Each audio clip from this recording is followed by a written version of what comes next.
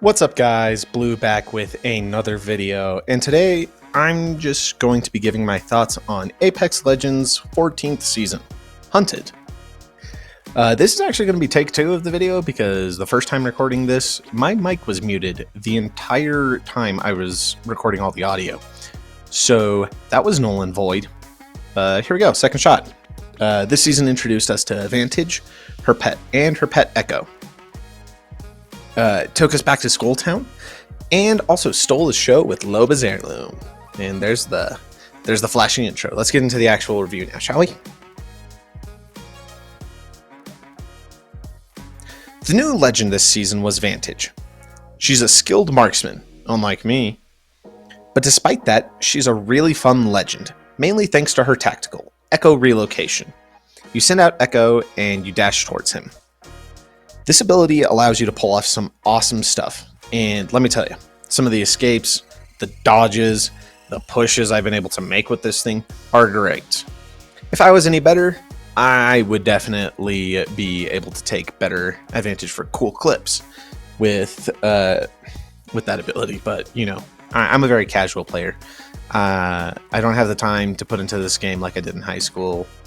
I work outside of making videos because editing videos does take work, but like, man, I work a job. I don't have time to pour into video games now. It's just something I want to enjoy after a hard day of work.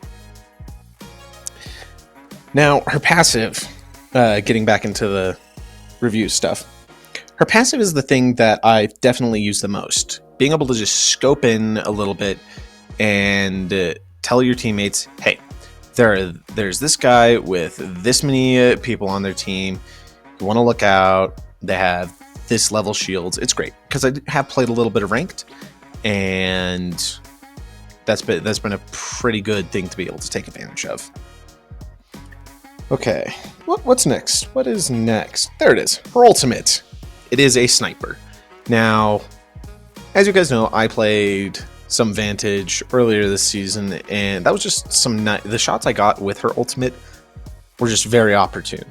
I am not a very good shooter. It takes a lot of time for me to get back to where I am, depending on the game I'm playing.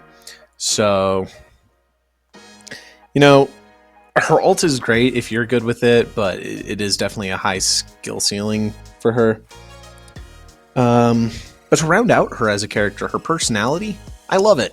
Her bond with Echo is cute. She loves her pet a lot. Calls him her little buddy, I think.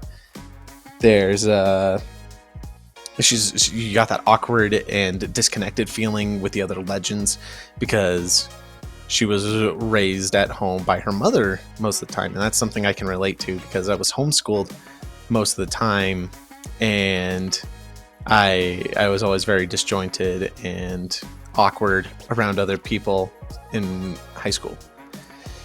So I can relate to that with a legend. Now, for each time I do a season thing, I'm going to rank the legend, collection event, and the map changes, or new map. Now, we're just going to go good, decent, and bad. Or, you know, good/great, mid/average, bad/horrible, you know, just kind of general descriptionary terms for how I feel. And Vantage she's a decent legend. I can definitely see the potential with this character. However, as this is personal, I'm not very good with her, so she's just going to be decent for me.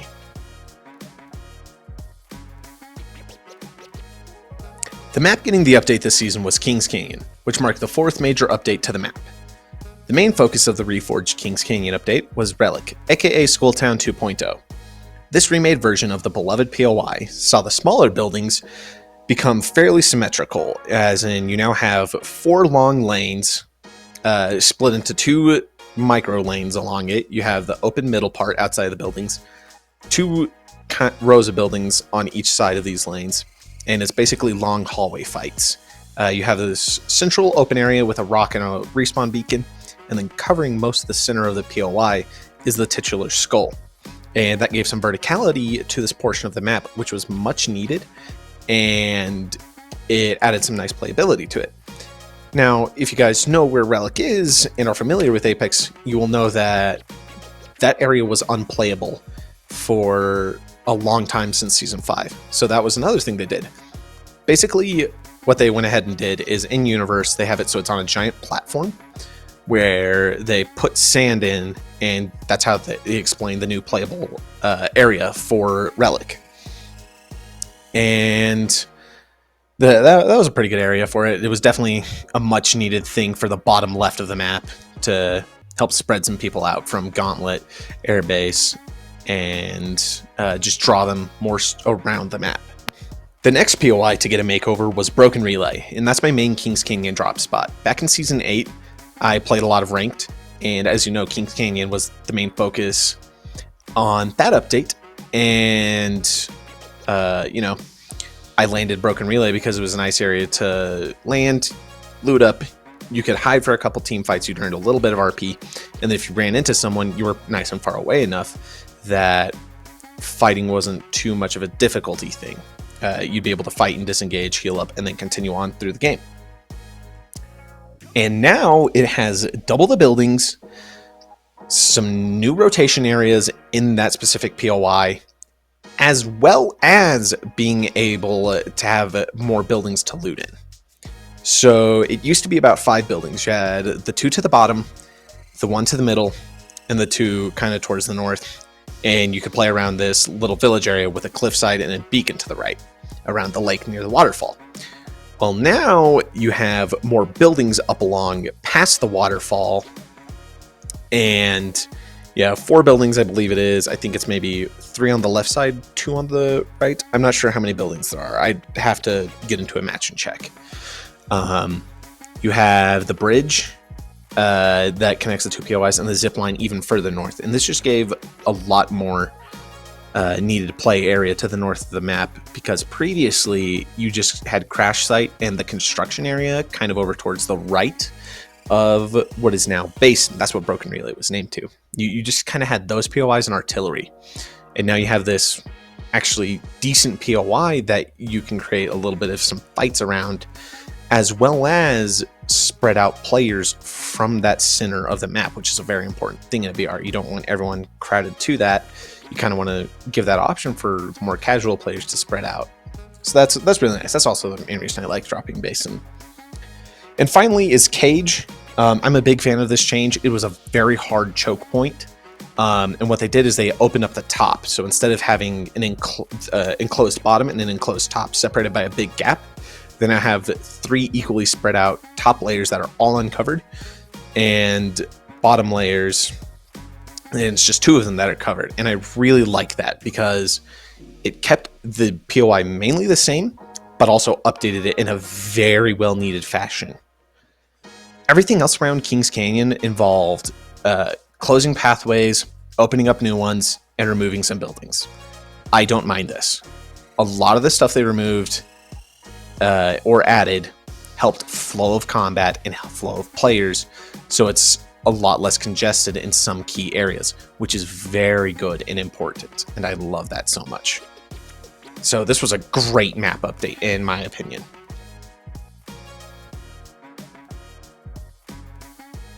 Okay, so if you've seen the video, y'all know my thoughts on Beast of Prey for the most part, but I'll go ahead and leave a card in the corner for you guys to be able to, go and check out that video, see what I think of the skins in the LTM, but I'll just go run through it again.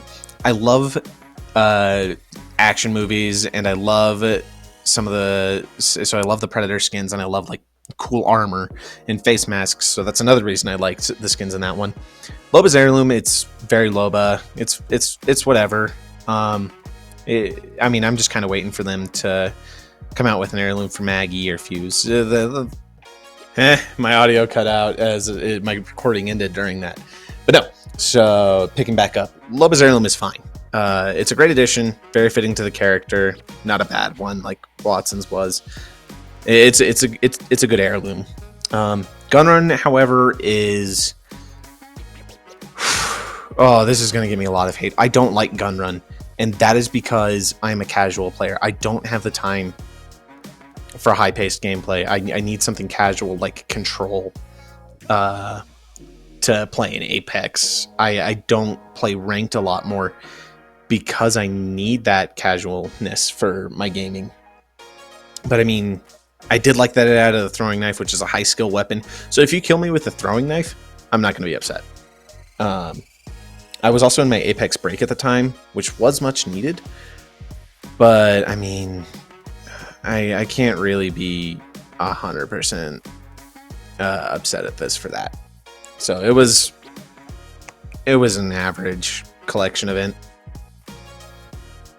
All right, and final score. Hunted had a good start, and it objectively isn't horrible because of the health to the game that it brought. And I can't negatively see it in that way. Now, this is a personal score. I'm giving Apex Legends Hunted a 4 out of 10. And with that, Apex has kind of started slowly coming back into my life. I've played it about 3 times within the last couple of weeks instead of, just the usual once a month. But I can't really say that it was fantastic. I'm just going to have to wait and see what next season's going to be like, because everything about that season, a new map usually means it's going to be a good season. So I'm really excited for what that brings. Maybe Apex is finally coming back into my life and onto the channel. But with that, I will see you guys next week for whatever Fortnite drops, or whatever I feel like recording. And then I will see you November 1st for the launch of Apex Season 15 Eclipse.